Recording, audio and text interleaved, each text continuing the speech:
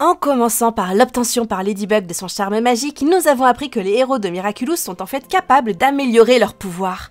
Et finalement, dans la 6e saison, nous les voyons élargir leurs compétences et gagner de nouveaux pouvoirs chaque saison. Dans cette vidéo, je voulais vous montrer toutes les améliorations que les héros ont gagnées et comment cela s'est produit. Ne perdons pas de temps et plongeons dans la vidéo. Ladybug. Nous nous souvenons tous de l'épisode où Ladybug ne comptait que sur son porte-bonheur et sur son Miraculous Ladybug pour tout arranger. Et puis, il y a eu un changement. Le charme magique, et honnêtement c'est l'un des ajouts les plus importants de toute la série.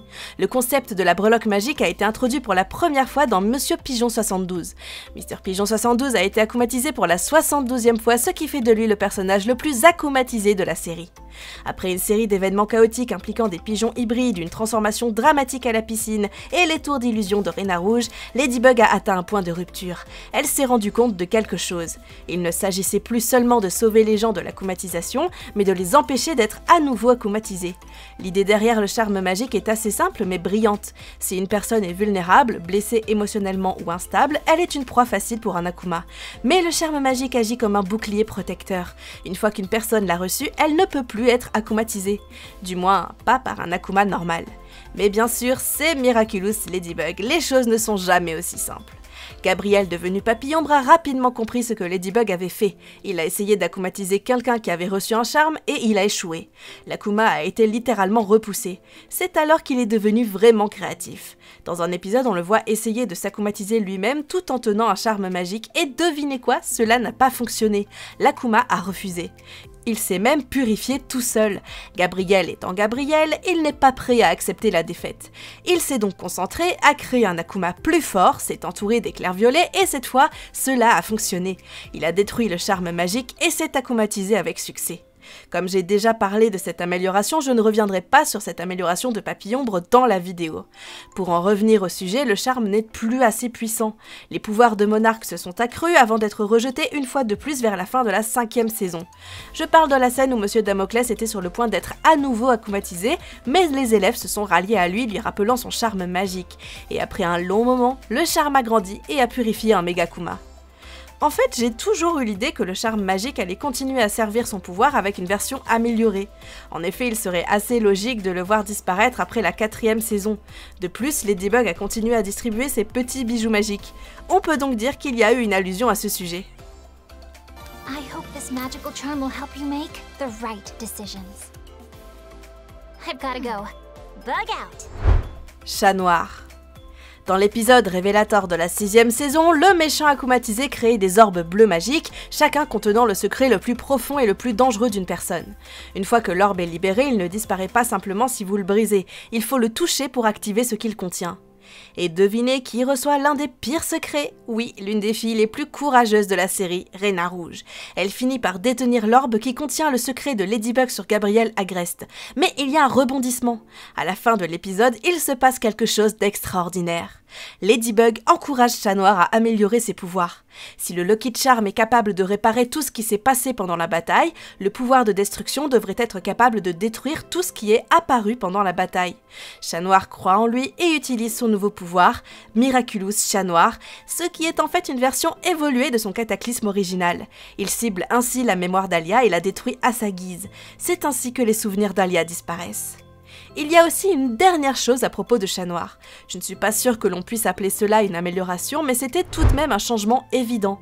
Dans l'épisode Kuroneko, nous voyons quelque chose de vraiment inattendu. Adrien obtient un nouveau look, Chat Noir. Mais il ne s'agit pas seulement d'un changement de style, c'est le résultat de quelque chose de beaucoup plus profond. Après s'être senti complètement rejeté par Ladybug, qui lui a dit de ne pas lui faire perdre son temps, Adrien abandonne le Miraculous du chat. Plagg tente alors d'arranger les choses en élaborant un plan farfelu. Adrien serait toujours le détenteur du Miraculous du chat, mais sous une nouvelle identité. Plus calme, plus sérieux et moins amoureux de Ladybug.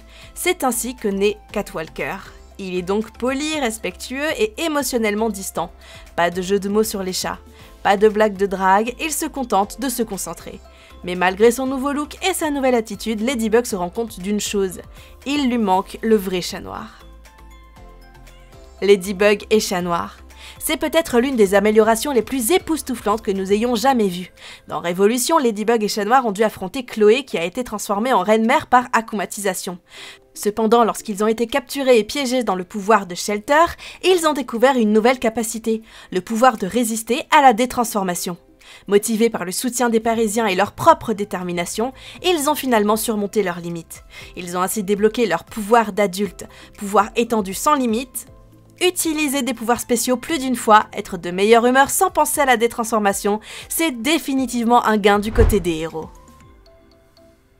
Chrysalide. Avec la première de la saison 6, nous assistons à une énorme montée en puissance du côté de Cerise. Parmi tous les personnages dont j'ai parlé dans cette vidéo, Cerise est peut-être celle qui a obtenu le plus de nouveaux pouvoirs. L'une des grandes différences entre Gabriel et Cerise en tant que méchants est la façon dont ils abordent l'akumatisation.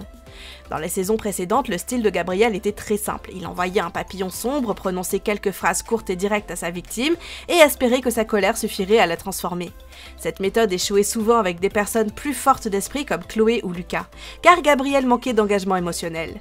Dans la 6e saison, bien qu'il y ait un exemple de résistance à un Akuma dans l'épisode Daddy Cop, Cerise est une meilleure manipulatrice. Nous avons vu comment Cerise entoure ses victimes d'une aura rose mauve foncé, préparant visuellement le terrain pour la manipulation. Elle ne se précipite pas, elle ne donne pas d'ordre, elle pose des questions intelligentes qui font monter l'excitation, la frustration et la vulnérabilité émotionnelle. Outre sa stratégie efficace, nous constatons que son papillon est désormais capable de rendre l'objet sans retransformer le super vilain et de le menacer directement en utilisant le papillon comme communicateur. C'était assez intéressant lorsque nous l'avons vu dans l'épisode The Illustrator. Et le pouvoir le plus choquant, Anti-Kuma. Dans l'épisode Sublimation, nous découvrons cette nouvelle capacité. Lorsque Cerise est prête, elle l'active directement. Les Anti-Kuma sont des papillons puissants qui ciblent une personne précise et lui font perdre ses pouvoirs. En effet, il empêche le Kwami de transférer leurs pouvoirs à leurs détenteurs respectifs. Ainsi, heureusement, lorsque Chat Noir est touché, il ne se retransforme pas, mais perd ses pouvoirs. Et pour montrer qu'il a été touché, sa tenue a une couleur plus claire. Je pense que Cerise a appris cela en lisant les informations qu'elle a volées dans l'épisode Révélation. En fait, il aurait été préférable d'avoir une scène où elle découvre cela, mais qu'en pensez-vous? Reina Rouge. Comme de nombreux fans de Miraculous le savent, l'épisode Sentibuleur est l'un des plus captivants de la 4e saison. Papillon a utilisé un sentimonstre Buller et a coincé Alia. Après les événements de Sentibuleur, Marinette en tant que gardienne a dû décider de la suite de la mission entre elle et Alia. Mais au lieu d'obliger Alia à cesser d'être une super-héroïne, ils ont trouvé une autre solution. Et c'est celle qui opère dans le plus grand secret. Elle a donc adopté une toute nouvelle identité, Rina Furtive. Sa nouvelle tenue est d'ailleurs le reflet de cette stratégie. Son costume est plus sombre, plus discret et possède une texture de déguisement. Elle est également capable d'en changer la couleur. Bien que nous ne l'ayons jamais vue atteindre cette capacité, c'était cool de la voir améliorer son costume, surtout devant Adrien dans l'épisode Kuroneko. Cependant, je dois avouer que ce n'est pas du tout mon look préféré. Tous les héros. Au début de la 6e saison, nous avons découvert une toute nouvelle fonctionnalité des Miraculous, quelque chose qui change complètement la façon dont le héros communique durant les missions. Ladybug peut désormais contacter les héros directement par l'intermédiaire de son yo-yo. Il lui suffit de l'ouvrir, de faire défiler les Miraculous disponibles, de sélectionner celles dont il a besoin et d'appeler son détenteur instantanément. Ladybug étant l'actuelle gardienne, cette fonctionnalité s'inscrit parfaitement dans son rôle. Elle lui permet de gérer son équipe plus efficacement, d'appeler des héros en fonction de la situation et d'organiser la mission en fonction des besoins. Cependant, et c'est là que le bas blesse, cette fonctionnalité n'est pas l'apanage de Ladybug. Dans le 3e épisode, on voit Sabrina contacter Max au cours d'une mission pour lui demander de l'aide à ouvrir un portail. Cela signifie que d'autres héros peuvent également utiliser cette fonction lorsqu'ils en ont besoin.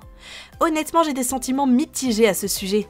D'un côté, cela peut être très utile dans des situations critiques, si quelque chose arrive à Ladybug par exemple, si elle est akumatisée ou si elle perd le contact, les autres héros peuvent toujours communiquer entre eux, organiser la mission et réagir en conséquence. Mais d'un autre côté, j'ai l'impression que cette fonctionnalité peut facilement mener au chaos si elle n'est pas gérée correctement. Si tous les héros commencent à se contacter sans plan précis, les missions risquent d'être surchargées, mal coordonnées, voire d'échouer à cause de la confusion. La raison d'être un leader comme Ladybug est de s'assurer que tout reste sous contrôle. Donner un accès trop large à cette fonctionnalité pourrait rompre cet équilibre. Avant de clore la vidéo, j'aimerais également parler du fait que tous les héros ont désormais des pouvoirs illimités. Au début de l'épisode révélateur, nous avons vu une scène où les héros s'entraînent sous la coordination de Ladybug et de Chat Noir. Et finalement, ils ont tous réussi à débloquer leurs pouvoirs illimités. Et c'est tout, si vous avez apprécié la vidéo, n'oubliez pas de vous abonner à ma chaîne, de liker la vidéo et de commenter votre amélioration préférée de la série. À bientôt!